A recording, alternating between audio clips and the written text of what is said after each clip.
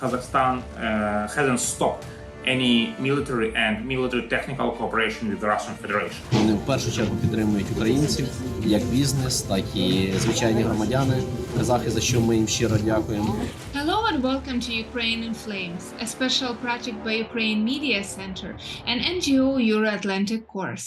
And I'm your host, Miroslava Yaremkiv. Kazakhstan has traditionally been one of Russia's closest allies due to a combination of factors such as common history, security cooperation, economic integration, and one of the world's longest shared borders. It's hard to imagine a complete collapse in their bilateral ties, yet Kazakhstan has made subtle but firm moves to show it does not support Russia's invasion of Ukraine. In today's episode, we're going to talk about Kazakh ambiguous stance on Russian-Ukrainian war, maintaining an economic relationship with Russian Federation while providing a lot of humanitarian support to Ukraine and building strong ties with the European Union. If you want to learn more about this subject, please continue watching this video and subscribe to our channel so that you don't miss our videos in the future. Kazakhstan has not outright criticized Russia for invading Ukraine, but Kazakh President Kassym-Jomart Tokayev made a point of stating in front of Putin while speaking at an economic forum in St. Petersburg in June that Kazakhstan would not recognize referendums by which Russia claimed to have annexed some Ukrainian regions. Moreover, Kazakhstan cancelled annual Victory Day celebrations, which is a very symbolic move, as the reverence to celebrating Soviet victory in World War II is a sign of political loyalty to Russia. To hear more about Kazakh's current relationship with Russia and its stance on this war, let's welcome Yurii Poita, head of the Asian section at the New Geopolitics Research Network. The position of Kazakhstan government remains ambiguous and unclear so far. Since on the one hand Kazakhstan says that it respects the territorial integrity of Ukraine and calls both parties to dialogue, to negotiate, etc. But on the other hand, Kazakhstan abstains or votes against Ukrainian resolution at the United Nations. For instance, in December 2022, Kazakhstan was only one country in the Central Asia to vote against the resolution on human rights violation in Crimea. Secondly, Kazakhstan supports political partnership with Russia and develops it very actively. For instance, there are many visits by top leaders, including President Tokayev, that met with Putin in last year several times, both at bilateral meetings and within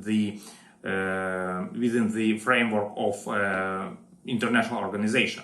Thirdly, there is an increase in economic ties and trade.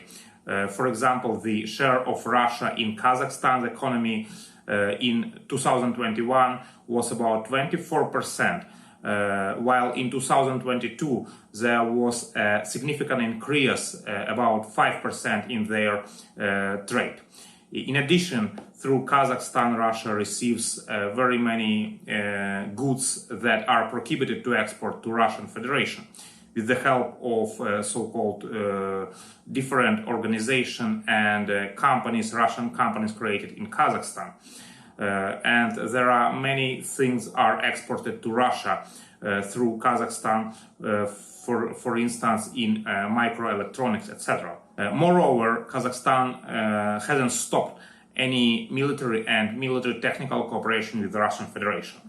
As a bright example, training and drills is taking place of the CSTO organization, and bilateral projects are continuing to be working within the framework of cooperation between defense companies of these two countries. For instance, Kazakhstan company Tinis in Kokshetau city supplies components for Russian airplanes and helicopters. In contrast, Kazakhstan stopped cooperation with NATO regarding military exercise of peacekeepers, so-called Steep Eagle, for the training of peacekeepers. And this was done at the request of the Russian side. To conclude, for the time being, Kazakhstan does not provide military assistance in terms of military troops or tanks or artillery or other things.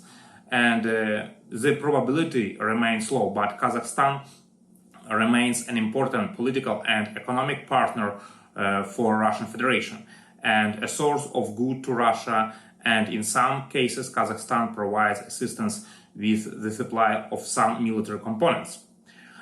As for Kazakhstan society, there are completely different attitudes, completely different situation.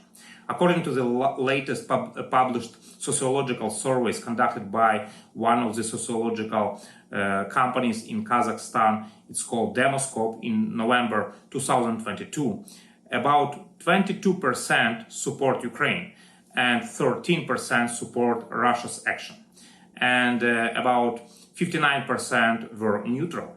Compared to a similar surveys in March 2022 of this organization, there is a 2 times increase in the number of people who support Ukraine.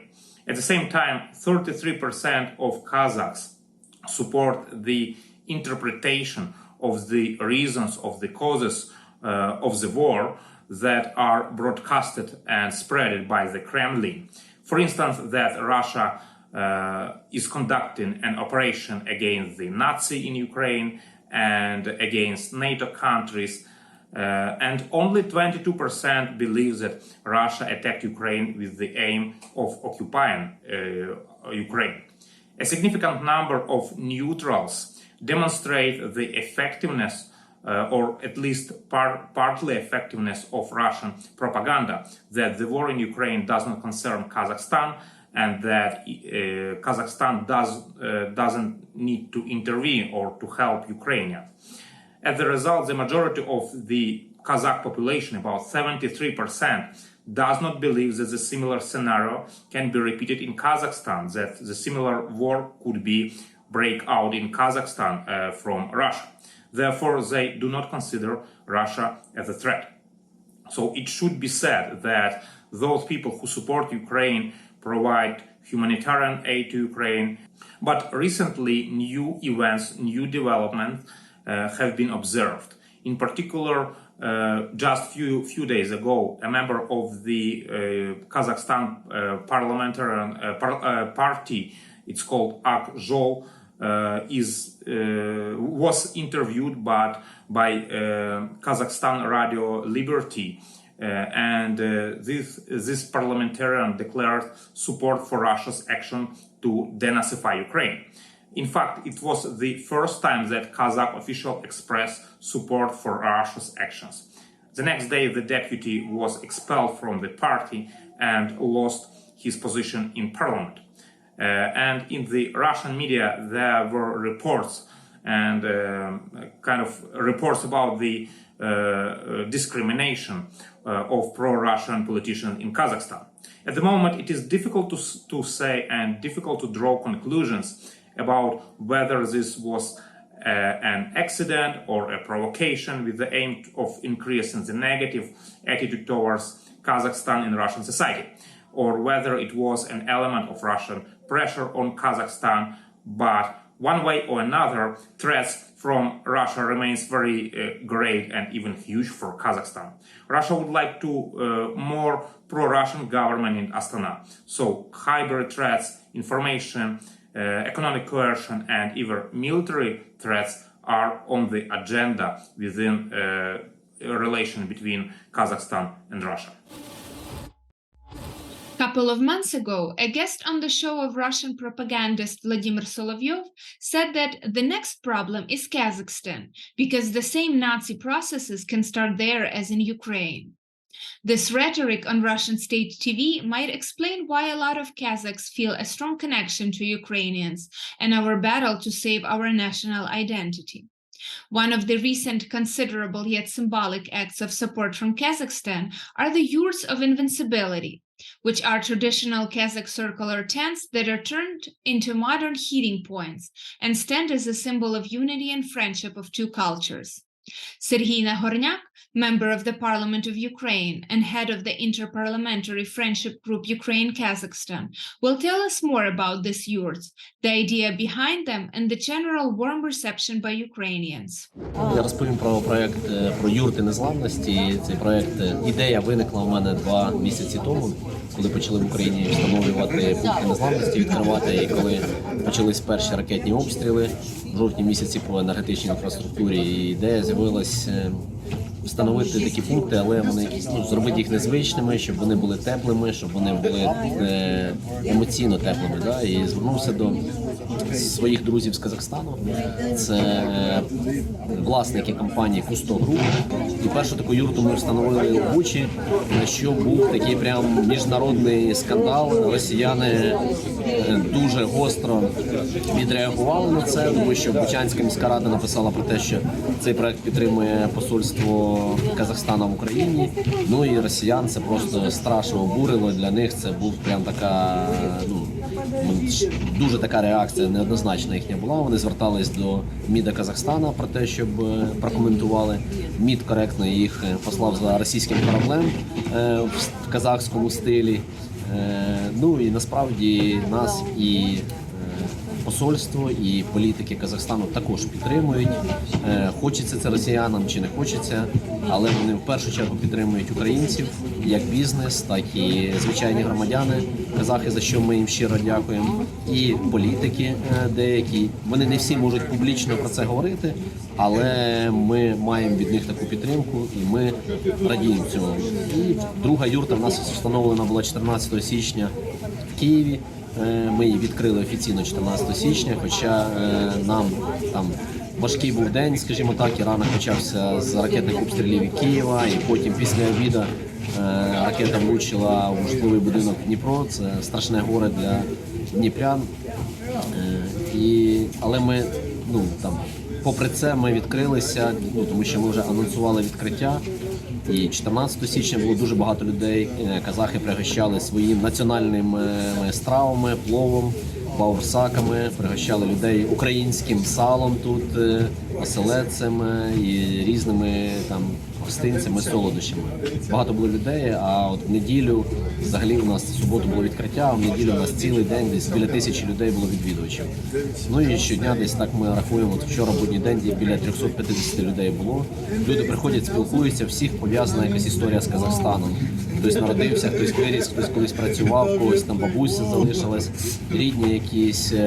Ну і в Києві ми обрали місце символічно в парку Шевченка, так як Тарас Григорович Шевченко був засланий в Казахстані, він там написав багато картин, і його доля пов'язана дуже з Казахстаном, і ми прийняли рішення таке. Казахи вважають Шевченка Тараса Григоровича своїм поетом і письменником.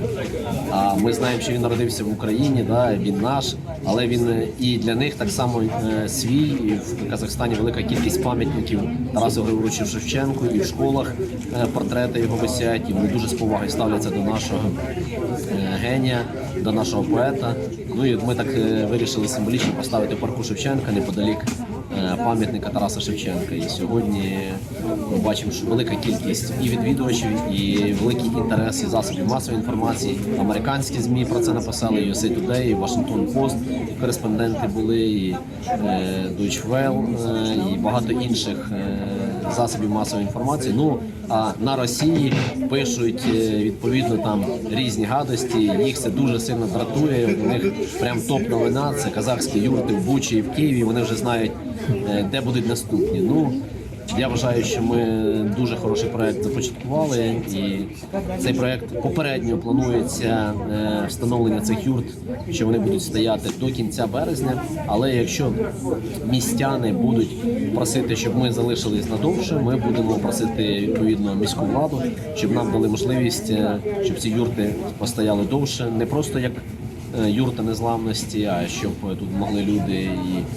там у нас запити є вже від університетів, які хочуть провести лекції зі східнознавства. Я думаю, що вона буде наповнюватися змістом, і запит на відвідувачів буде великий. Дипломатичних стосунків сьогодні між Україною і Казахстаном у нас достатньо дружні, теплі стосунки. протягом цього періоду часу від 24 лютого від дня повномасштабного вторгнення президент Казахстану Касим-Жомарт Токаєв кілька разів, якщо не помиляюсь, двічі чи тричі телефонував нашому президентові, були змістовні розмови. Наші дипломати між собою спілкуються. Посольство Казахстану в Україні достатньо проактивне і допомагає сьогодні українцям, як і казахстанцям, які проживають на території України і там на початку вторгнення і допомогли людям евакуюватися. І сьогодні казахи вже повертаються назад в Україну.